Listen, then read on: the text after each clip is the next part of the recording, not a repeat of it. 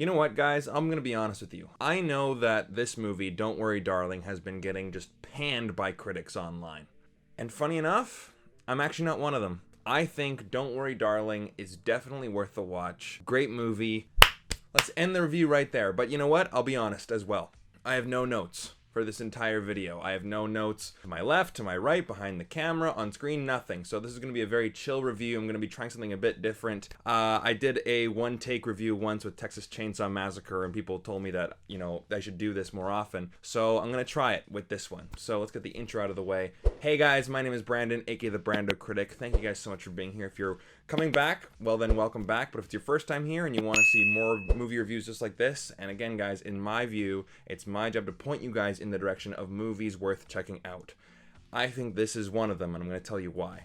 Now, before I get started though, I will say that this is just my own personal opinion, right? I understand that people are hating on this film, but I do honestly think that a lot of it has to do with the drama behind the scenes. And I'll be honest, I never really paid attention to any of the drama behind the scenes. People ask me about it. Brandon, they're sending me Instagram messages. Brandon, what do you think about all this drama with Don't Worry Darling? And I go, honestly, guys, I don't really care. Because all I care about is the finished product. Sure, Olivia Wilde and Harry Styles might be going through some breakup/relationship stuff, and Florence Pugh, whatever the case may be, it doesn't really matter.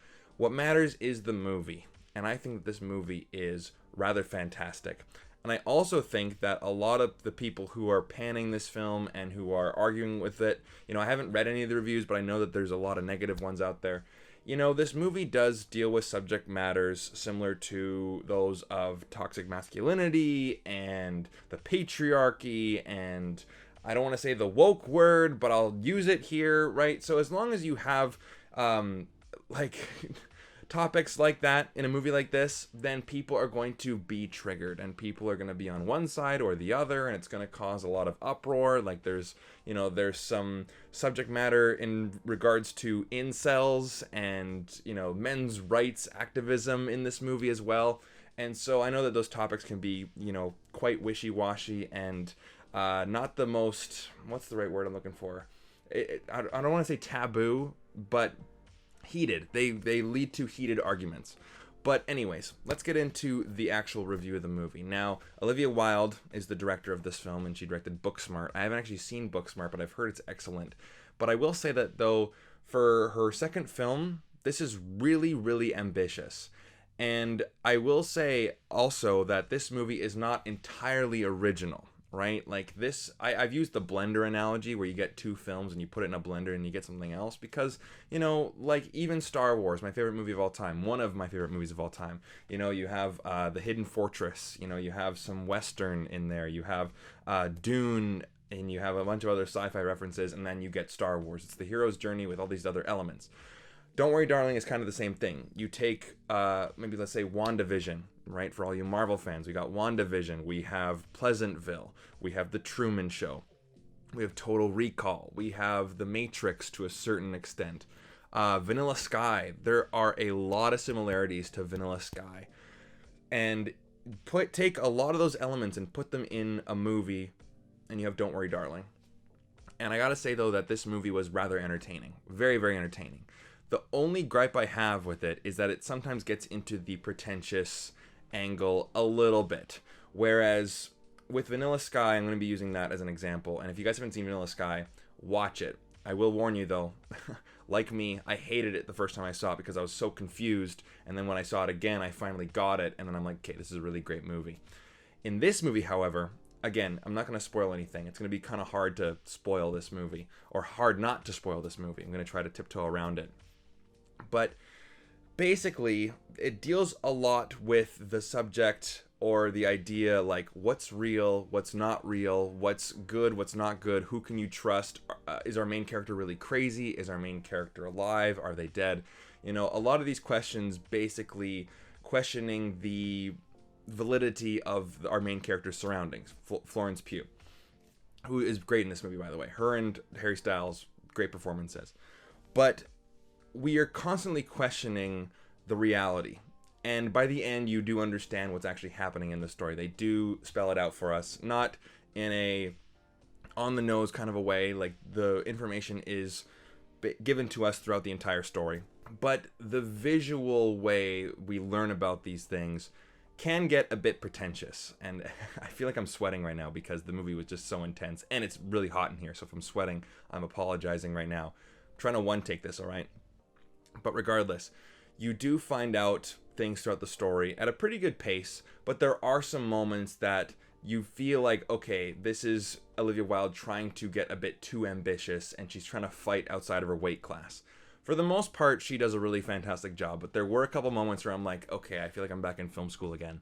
I feel like I'm watching a student film where, you know, they were making their little short films in high school, but they couldn't swear or they couldn't have any nudity because, of course, high school curriculum, you know, it's not school appropriate, but then once they get into film school, they can really unleash and they kind of go overboard and they think that they're the next Tarantino. And you have a lot of visual metaphors and you're like, this really is, you know, there's meaning in all of this stuff. But it does kind of get to the point where it's like, okay, maybe you just tone it down a little bit. It doesn't have to be this grand, epic, where you're constantly questioning, like, okay, what does this mean? What does this mean? What does this mean? What does this, like, there's metaphors of a lot of eyes and blood drops, right? So it can get a bit pretentious. But that's the only gripe in the movie that I really have. I love the production design. You know, and I was talking with my girlfriend about it. She saw it too. She actually won a contest to go see it. We were talking about it, and her and I loved the 50s aesthetic. The cars, the houses, the music, the hairstyles, the costumes, the production design, all that stuff is fantastic. The color palette in this movie. You know, I make fun of Netflix quite a lot for having this color palette where it's very vibrant and very bright and saturated. But in a movie like this, it actually fits the story. It's not just making it look bright and colorful for the sake of looking bright and colorful for people to click on your movie on a streaming service. The color palette in this movie really, really works. The cinematography, it looks amazing. There is one sequence in the film where a bunch of cars are being chased through the desert. I guess minor spoiler, but you do see it in the trailer. I remember seeing a portion of that in the trailer. It just looks fantastic. And you know what? Another movie, Edward Scissorhands, where you have all those houses in that 1950s aesthetic, and all the wives stay home, and then all the men go off to work at the end of the movie, or at the beginning of the day, I should say. There's a lot of similarities in that movie as well. But I also love how, you know, this movie deals with subject matters of, well, what's real, what isn't real. You know, there's definitely the topic of misogyny in there, toxic masculinity, and I understand that a lot of people can be turned off by subjects like that. And honestly, guys, like, I know that people are going to complain in the comments about how this movie is, like, either, you know, way too woke or not woke enough. Like, I don't really care about that stuff. I think that the movie definitely does a great job of I'm getting this done in one take, I promise. The movie does a great job having us connect to a certain character, going along this journey with her, because we, like her, don't know what's going on. There's a little bit of Get Out as well, where there's the one character who says, like, no, this is not real. This is definitely not a good sign. You have to get out of here. But of course, everyone is kind of keeping this ruse, and our main character is trying to figure it out, right? So it's similar to Get Out in a certain sense as well. This movie definitely brings up a lot of topics and a lot of questions, and it does a great job of us keeping us along for the ride. So Olivia Wilde, I gotta say, you know, it was great for her to be this ambitious with it. I do think that she stepped above her weight class at a couple moments, but I also gotta say one thing before I give you guys my honest ranking, is that, okay, Top Gun Maverick comes out this year, and it's the best movie I've ever seen. One of the best movies I've ever seen. Best movie of this year, by far. I don't think this movie is as good, but in Top Gun Maverick, there is a scene that a lot of women love. You know what scene I'm talking about, right? The football scene, and Miles Teller has his shirt off, and he's kind of doing this thing. I will say, there is one scene in this movie, and as soon as it came on, I said, oh, there's the next Top Gun moment. That one moment where women will be like, oh my God, it's just like so hot, so sexy. I look at my theater and it's full of women, and I can see, and I'm not kidding here, all right? Their jaws are all on the floor. All right, so ladies, if you want to see, I know Harry Styles is in this movie, right? Like, he's like the hot guy right now. There is this one moment in this movie that gets the whole crowd hot and bothered.